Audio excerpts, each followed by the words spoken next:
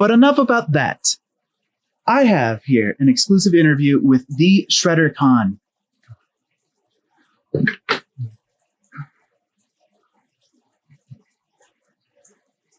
Hello, Matthew. Hello, Shredder. Do you go by Shredder or ShredderCon? This Shredder's fine. The Shredder? Well, it's a pleasure to have you here. Pleasure getting this interview. Good to be here with you. To start off, first of all, what first got you into wrestling? Well,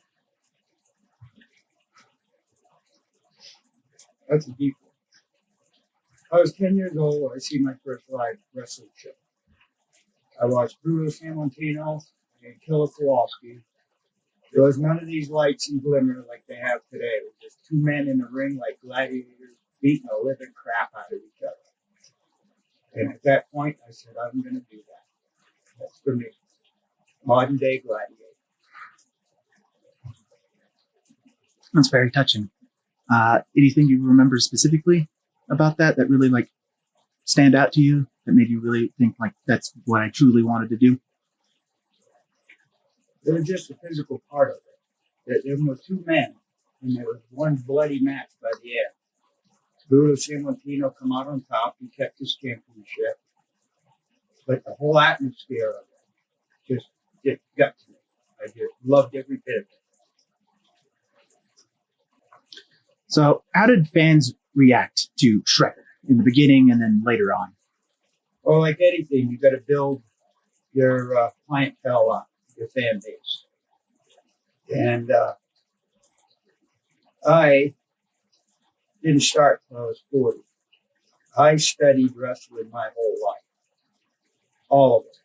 Well, a couple of my favorites was most definitely Stinger.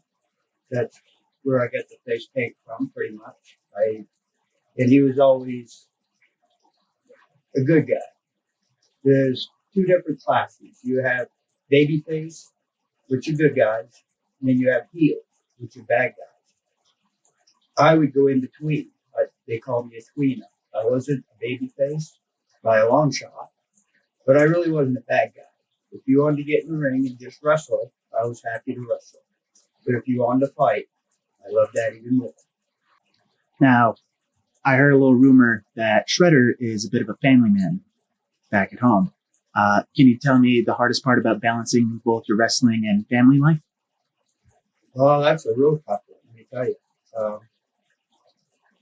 There was a few times I never ever missed a booking that I was booked for.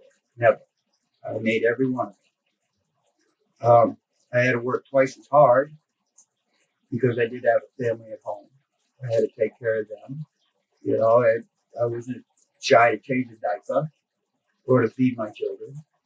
I love my family very, very much.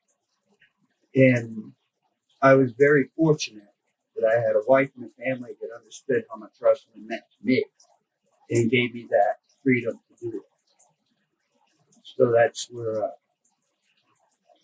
made it a lot easier. I had to support it.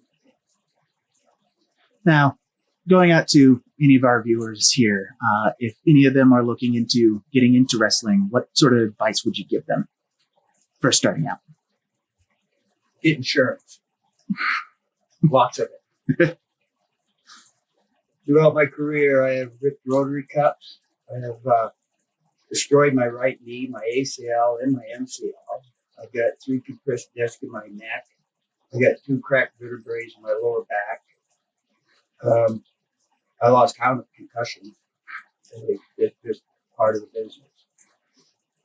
Now, I understand you did a lot of this for Primo's hardcore wrestling, and a big part of that is the hardcore part, really Yes. getting in and getting, for lack of a better term, the absolute shit kicked out of you.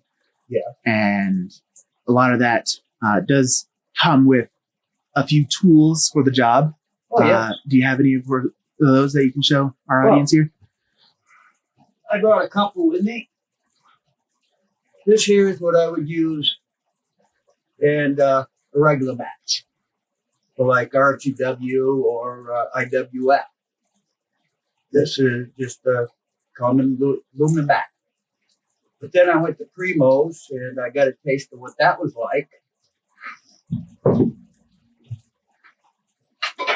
So I moved up to something like this.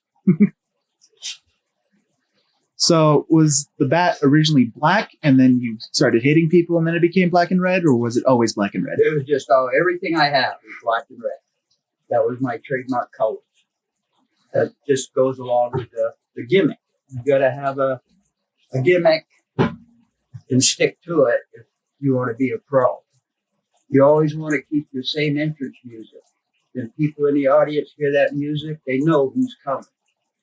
And they would have, hopefully get on their feet and be cheering for you, But you ought to run that gimmick all the way through.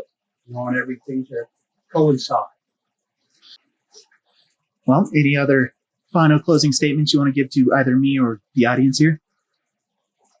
Yes. If you're going to want to be a wrestler, get the right training.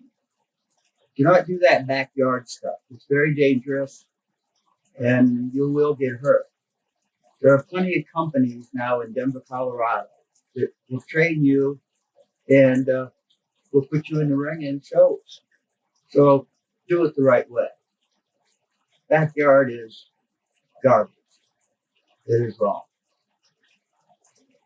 Well, thank you very much, Shredder. You are welcome.